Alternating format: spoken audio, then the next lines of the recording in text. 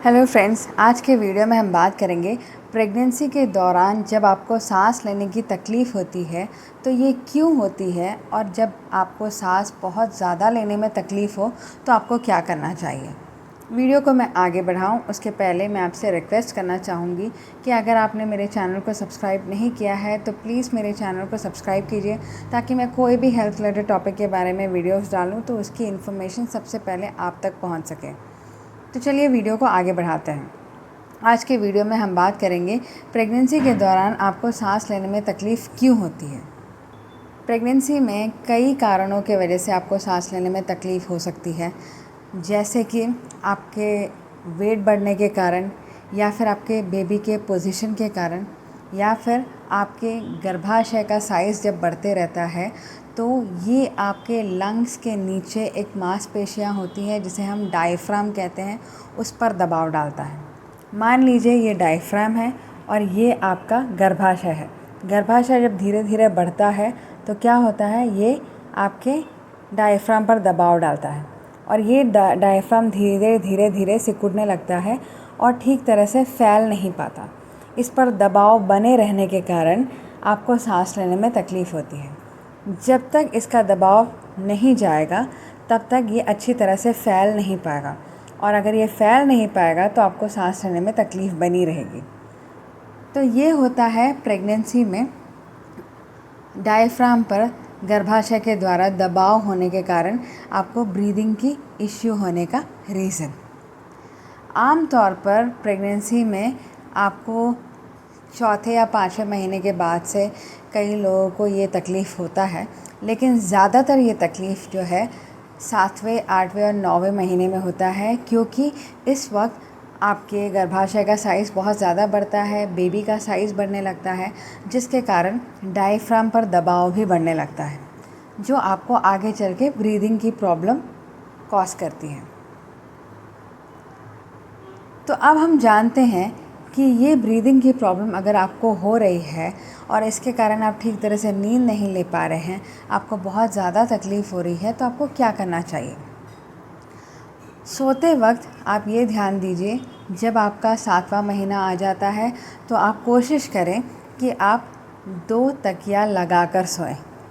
अगर आप पीठ के बल सोते हैं तो 2 तकिया लगाएं और अपने सर को थोड़ा उठाकर उन 2 तकिए के ऊपर रखें। उसके बाद आप अपने घुटनों को भी थोड़ा बेंड कर लीजिए ताकि आप थोड़ा आराम से सो सकें। इससे क्या होगा, आपके डायफ्राम पर जो दबाव है, ये दबाव जो है नीचे की तरफ चले जाएगा और डायफ्राम पर जो दबाव है वो कम हो जाएगा, जिससे आपको सांस लेने में थोड़ा आराम मिलेगा।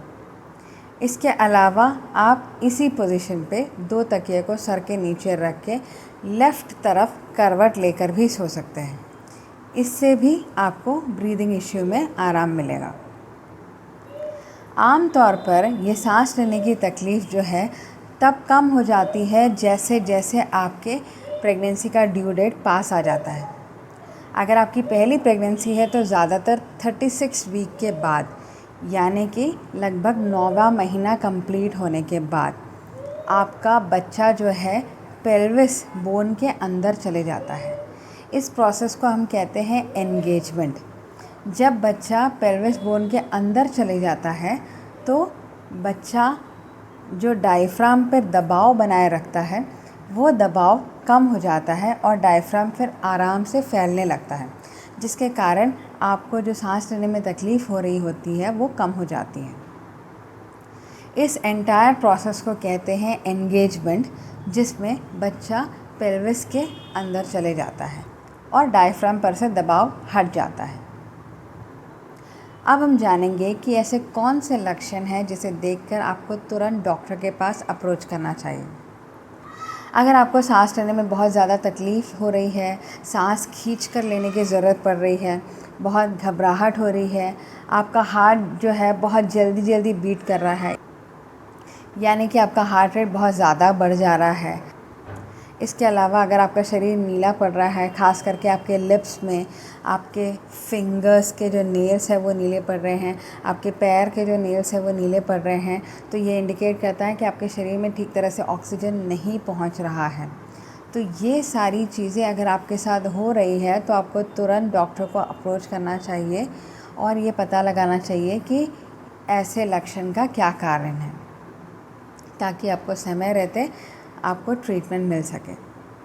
तो फ्रेंड्स, मैं आशा करती हूँ कि आपको मेरा ये वीडियो अच्छा लगा होगा और आपको भी समझ में आया होगा कि प्रेगनेंसी के दौरान सांस लेने में तकलीफ़ क्यों होती है और इसमें हमें क्या करना चाहिए और किन लक्षणों को देखकर आपको तुरंत डॉक्टर के पास जाना चाहिए।